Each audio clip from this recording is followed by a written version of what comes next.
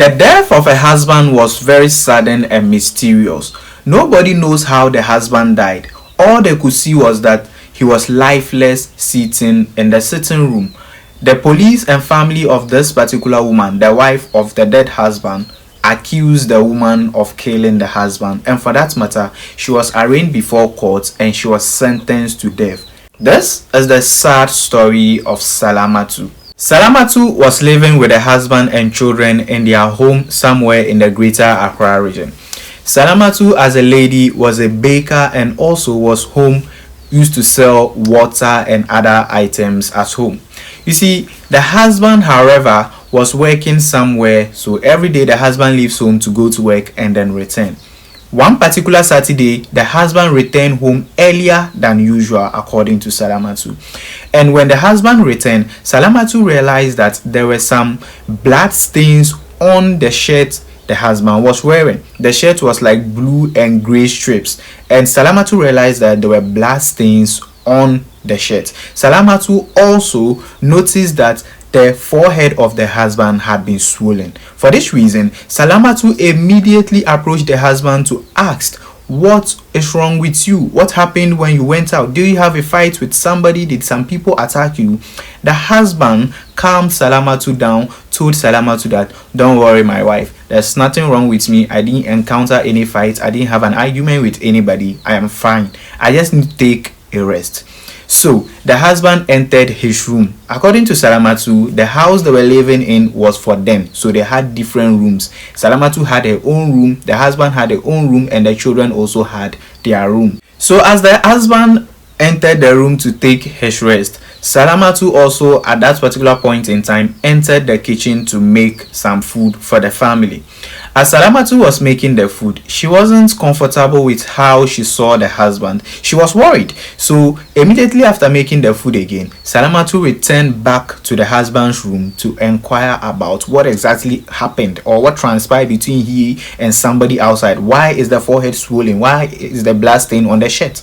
The husband again said to Salamatu, "Don't worry, there's nothing wrong with me. I'm fine. I didn't encounter anything outside there." Salamatu was like, "Okay, if you say so." So Salamatu left, but still she was worried because your forehead can be swollen, there can be blood stains on your shirt, and you came back home earlier than usual this particular Saturday, and you are telling me there's nothing wrong. There's something definitely wrong, and I will make sure that I find out what is wrong. So one of their children was home at that particular point in time. Those moments, that particular child was writing BEC, so the guy was home. A lady actually was home. So the woman, Salamatu, told the daughter to go and find out what was wrong with her daddy. If you don't tell the wife, maybe you tell the daughter, men and their daughters. The daughter also went and asked the man, told the daughter that there's nothing wrong with him, they shouldn't worry. So the daughter also came out, continued doing whatever she was doing. But the whole thing was that Salamatu was not just convenient with the whole situation. She knew there was something wrong and she wanted to find out what exactly was wrong.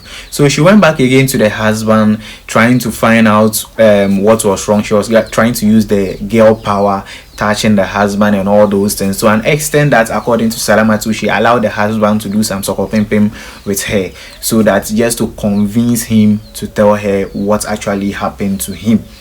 Still, the husband did the sokopimps, but the husband did not tell her anything. The husband said, "You shouldn't worry, tomorrow." So Salamatu came out, left, went out to do some work, and then came home. At that particular point in time, their eldest daughter, who was in the university, Valley View, also came back from school for weekends to spend the weekends at home. So when the daughter arrived, those times it was around the evening. The daughter had some little conversation with the dad and then came out and then was on her laptop. The children were also playing somewhere in the sitting room. So Salamatu went to the kitchen that particular evening to go and make food. After making the food, Salamatu came and then asked the daughter, the eldest one, if she's going to eat right now because Salamatu was going to bath, or she should bath and come back and serve her. The girl was like, "Don't worry, go and bath. When you finish bathing, I will be hungry at that time so that you can serve me." So Salamatu went to the bathroom. While she was bathing, she heard some screams, some weird sounds. You see, while she was in the bathroom bathing, she heard some weird sounds, and she immediately called the eldest daughter. The girl's name was Farida. So Salamatu called her daughter Farida to come around the bathroom and then asked her what weird sound is that from the rooms. Farida was like, oh, she was watching a weird like videos on her laptop, videos about antichrist and demons. Like she downloaded them and she was watching them. So those are the sounds that we're making. Salamatu was like, oh, okay, you can go back.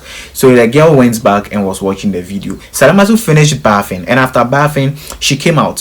When she came out, she then went and served Farida her food. Farida took the food and then went to her dad so that they'll be talking while she's eating, because I think she liked talking with the dad. So when Farida went inside the room, the dad was sitting on a chair watching TV, football. There was TV on, watching football. As Farida was talking to the dad was not responding. The girl was talking to the dad was not responding. Now the girl started shaking the dad was not responding. The girl was like, Daddy, mind me, I'm talking to you. But the dad was not responding. The dad was just stiff. When Farida now pushed the dad, then she noticed that blood was oozing out of the dad's head. Immediately, Farida screamed. The mother rushed into the room and then found out the blood gushing out of the head. The woman didn't know exactly where the blood was coming out, but blood was gushing out of the head, like not exactly where, but she knows it was the head. At that point, they knew the husband was dead. Farida was like, Mama, let's run and hide. Maybe the one who did it is still around, because they didn't know all of a sudden. Yes, so they ran into one of the rooms and then locked themselves inside the room and started making calls to ask for help. First, they dialed the number of the husband's best friend, whose house is just close to them. He was living in the neighborhood. They dialed the husband's best friend's number. It didn't pick. They called again. It didn't pick. Then they called the mason who helped them to build the house. He also didn't pick. They called another person. The person didn't also pick. Then they called, like those three people were the closest, so they called again. Then finally the mason, whose name is Kobe, finally picked the call. And then when they told him about the incident that has occurred in the home, Kobe immediately rushed to the scene. So Kobe was the first person to get there. And then when Kobe got there, later the husband's best friend, who couldn't pick earlier, now called back. He called back. He was like, I was praying, what's going on? They informed him that the husband was sitting down and all of a sudden the husband is dead and blood was gushing out of the head and blah blah blah. He immediately also rushed to that particular home. Now the husband had a car, but Salamatu did not know how to drive, so it was another neighbor, next door neighbor, who rushed to their home with his car. They put the husband in the car. They rushed the husband to the hospital. So he was rushed to the Amasaman government hospital. Yes, over there at the hospital he was pronounced dead. Now they became very sad, very dejected and all those things, like how can he just die this mysteriously? Who came to hit the head with something? Because the man was just there, all of a sudden the blood gushing out of the head and all those things. So this particular death became very mysterious. What you didn't know was that Salamatu's husband was having issues with the family. Yes, Salamatu's husband was having issues with the family. So indirectly, Salamatu was also having issues with the husband's family. So there was some family crisis that was ongoing. So when this particular death occurred, the matter was taken out of proportion. You see, this is the reason why Salamatu was having issues with this is why Salamatu's husband was having issues with his own family. You see, Salamatu's husband is a Togolese. He comes from Togo. So one time on a visit back to Togo, he realized that his eldest sister now has children, and those children was just walking around gallivanting with nothing purposeful to do. He decided to bring those children back to Ghana in order to put them in either school or give them some work to learn, handiwork to learn. So the first person he brought back was the eldest child of the sister. And when he brought that particular child, he gave that child to one of his sisters who was living in Ghana. However, instead of the sister to put the child in school or maybe give the child enrollment into some vocational work or something, the guy was left home doing house chores, being maltreated. The guy's name was Amidu. The maltreatment was too much. Can you imagine that Amidu, who was a boy, was giving panties of ladies the women in the house, clothes of the women in the house, bowls and everything. He was the one doing all the domestic work in the house. And it went to an extent that Amidu started doing the domestic work around dawn, when Muslims are having their Fajr prayers, like around early morning. That would be around 4 o'clock to 4. The boy will already get up and start doing domestic work. So one person came and told Salamatu's husband that, you see the child you brought from Togo and gave it to your sister, that child is being maltreated. Oh, you go and find out. If one day you are going for Fajr prayers, just pass by your sister's home and find out. So one day he was really going for Fajr prayers. He decided to pass by the sister's house. When he passed by the sister's house, he saw Amidu, the boy he has brought to put in school or work, was there washing ladies' panties that early dawn. He became very angry. And then he called the sister out. They started fighting. It turned into a physical thing. There was some scuffle, and he's the man. So he became so angry that he pushed the sister, pulled him, and the sister's head hit the wall. Now, when the sister's head hit the wall, the sister became very, very sick. And within 2 to 3 weeks, the sister lost her life. So when that particular incident occurred where the sister lost their life, many family members were like, Salamatu's husband had killed the sister. The sister's children also accused Salamatu's husband of killing their mother. It became a whole big issue. So there was some tension between them. Obviously, you did something that led to the death of my mother. I won't be free with you forever and ever. So there was some tension between them. So take notes. So when Salamatu's husband died, you know that those people already hate Salamatu's husband, and if you hate somebody's husband, you hate their wife as well. So you see that particular sister who died, one of her children, or one of the brother, was the one in front of the case. He called the police CID, was working with the police CID, while Salamatu was still grieving and crying and mourning over her loss. The police CID, regional police CID, called Salamatu to the headquarters. Upon arrival at the headquarters of the Criminal Investigation Department, the CID headquarters, the Accra Regional Headquarters, you see, there was something like a long room and a short room, according to Salamatu. She was taken to the short room, and over there were a list of suspects who had been arrested already ever since the case happened. And Salamatu was asked to point out among those suspects that were arrested which one of them was her brother. Salamatu looked among all of them and then told the police officers that none of them was related to her. The police officers insisted that Salamatu's brother was among those men who were arrested, the suspects. According to Salamatu, they could number between 12 to 18 men were arrested as suspects involved in the case of her husband's death. And they were like, the brother is part. He insisted the brother wasn't part. Despite the fact that she told them that brother wasn't part of all these suspects, they are asking her to identify among them. No. The police still insisted that the brother was part of those suspects. She said the brother wasn't part. Finally, they agreed because she told them that she has one brother, and that particular one brother works at the Ghana Airports Company. She called that particular brother. He took motorbike, left work, came to the police headquarters, and then showed his ID card and everything. They were like, oh, okay. Then he was asked to return and that they could call him back for anything, any questioning and something. So at that point, they left that particular short room where the suspects were. They now took Salamatu to one particular room in the headquarters of the police, one particular office.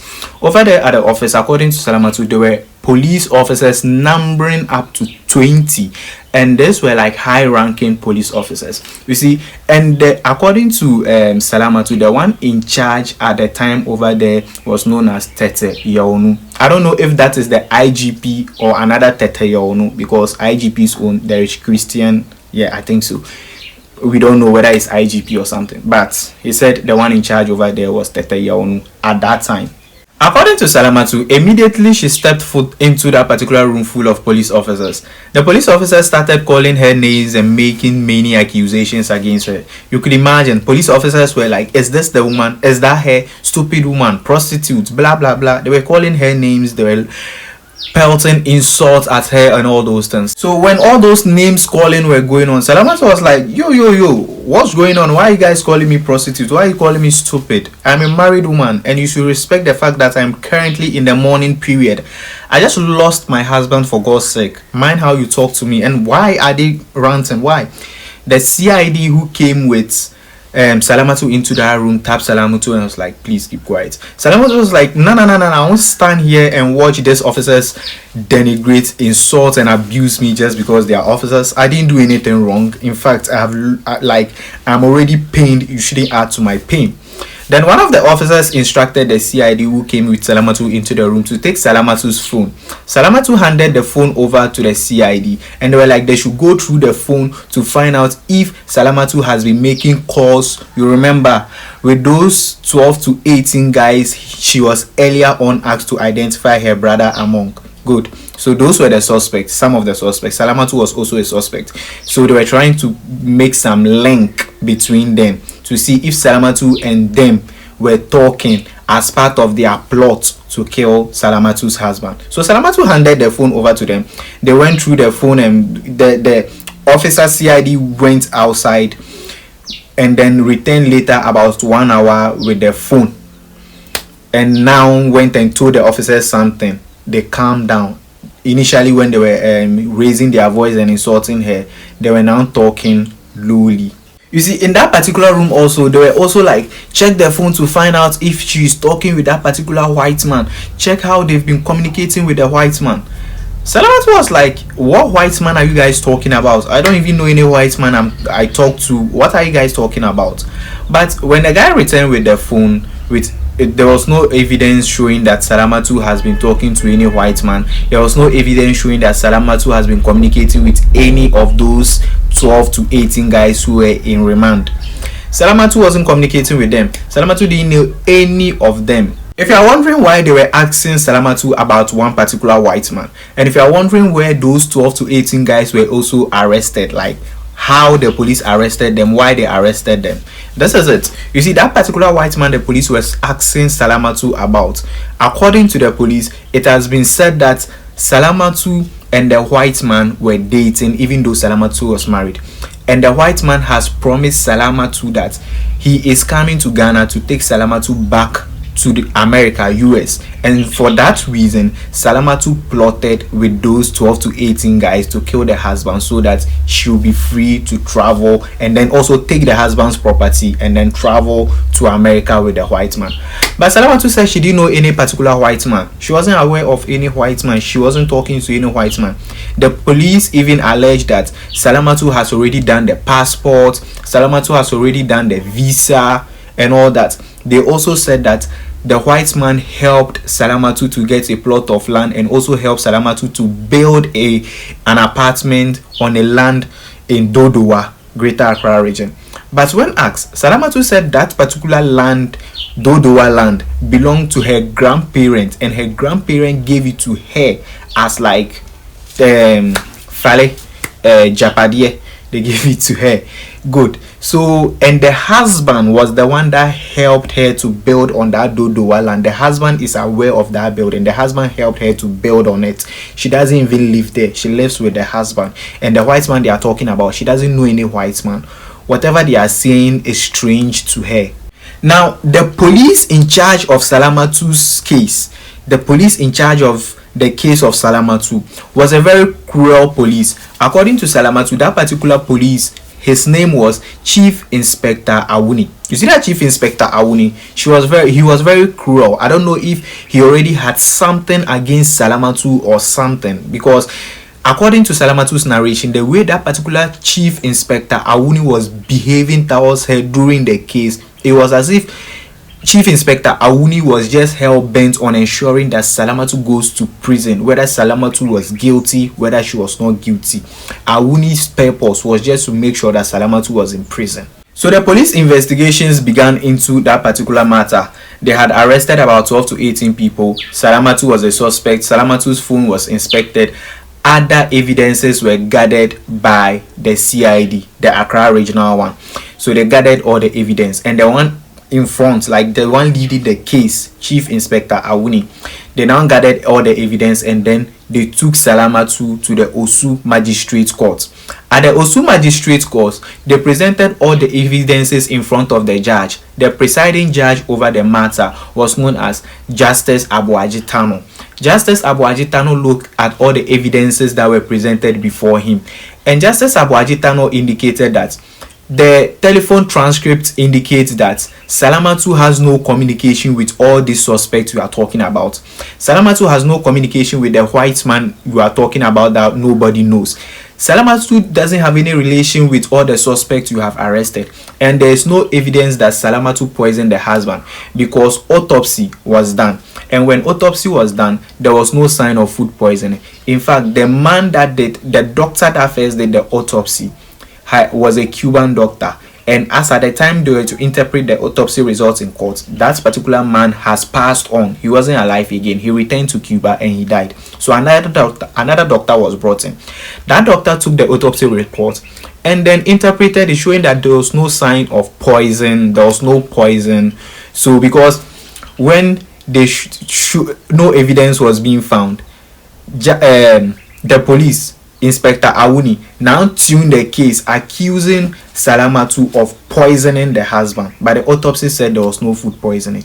The reason why the husband died was mainly as a result of shock. Now they took the fingerprints of those particular suspects. They took fingerprints of Salamatu. They went to the American embassy because they believe Salamatu went there to do passport.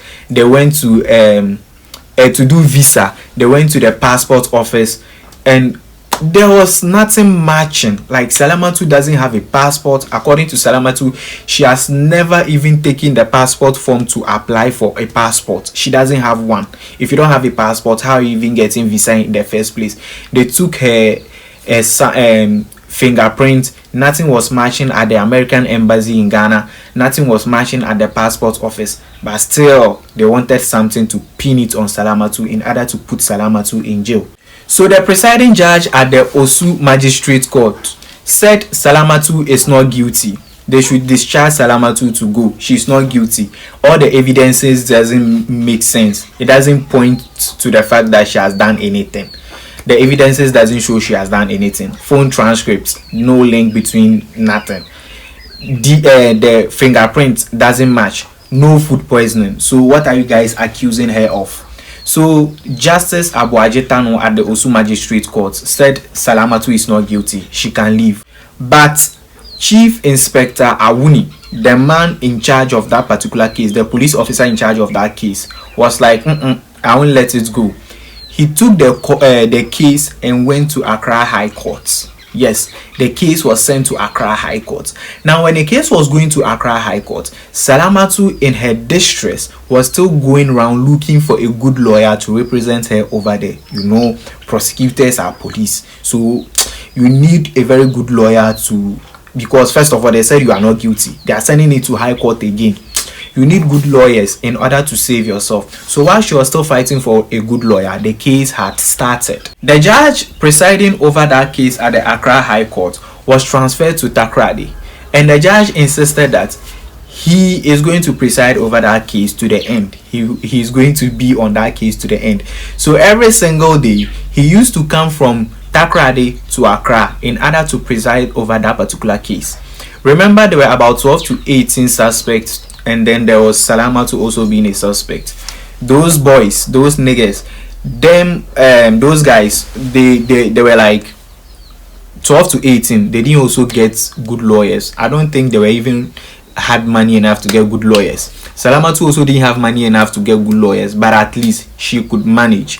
So the case went there, and because their lawyers were not up and doing or something, finally, Judgment Day came.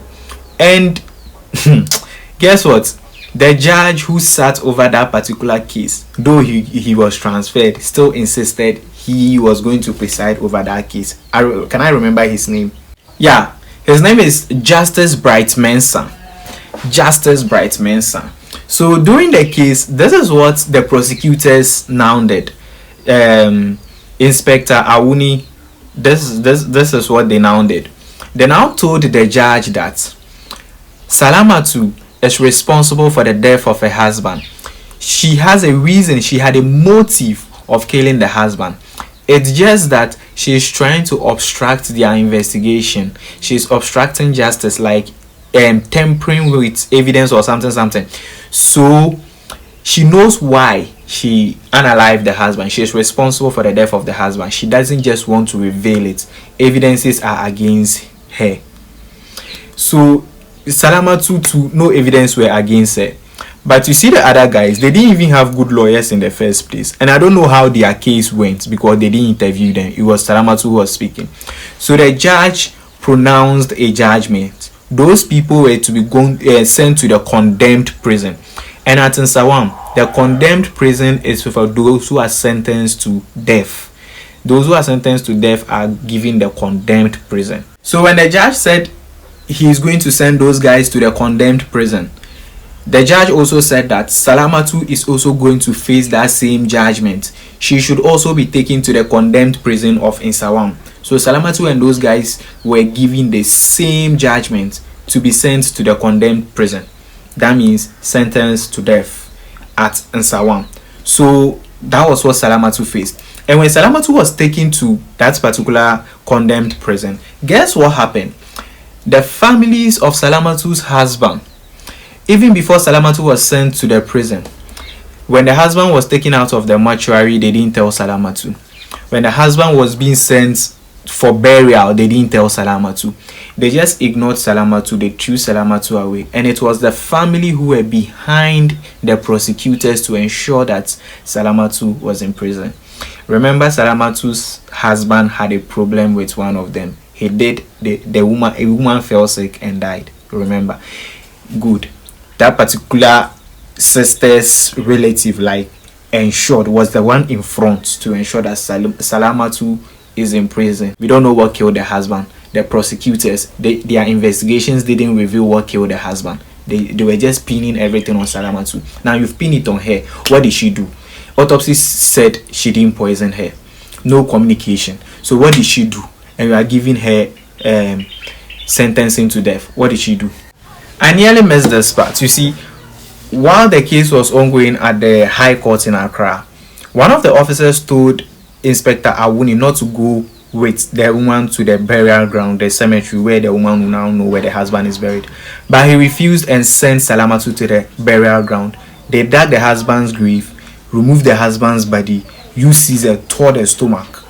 After tearing the stomach of the husband, they were just trying to find evidence that there were food poison, though autopsy had initially said no food poisoning. So they tore the husband of the stomach, removed the intestines, poured some liquid on it. Nothing showed food poisoning. They now buried the husband again. All this was being done in front of Salamatu. Salamatu was standing there looking at it. That was Inspector Awuni's doing so. Then she was sent to prison. Immediately she entered prison, families of her husband started taking their properties away. The children of Salamatu's husband and Salamatu were sacked from the property. Lawyer of Salamatu sent the case to criminal court 4, where custody or administration of property of the husband, including land, the house, and certain personal belongings, were given to the children.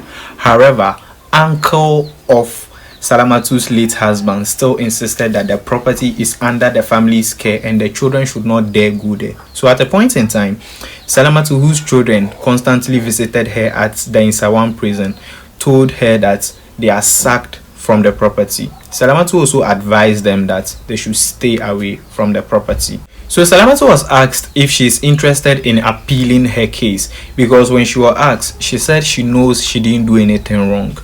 She was just falsely accused and wrongly jailed. She knows she didn't do anything wrong.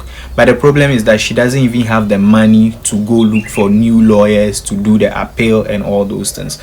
So Crime Check Foundation appealed to the general public that anybody who is able, who can help Salamatu to appeal the case should come forward and do that.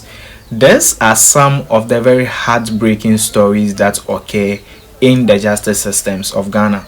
There are many people in prisons for crimes they did not commit. In fact, they know absolutely nothing about. An example is the case of Salamatu. Don't forget to subscribe to our YouTube channel, like this video, share, and leave a comment.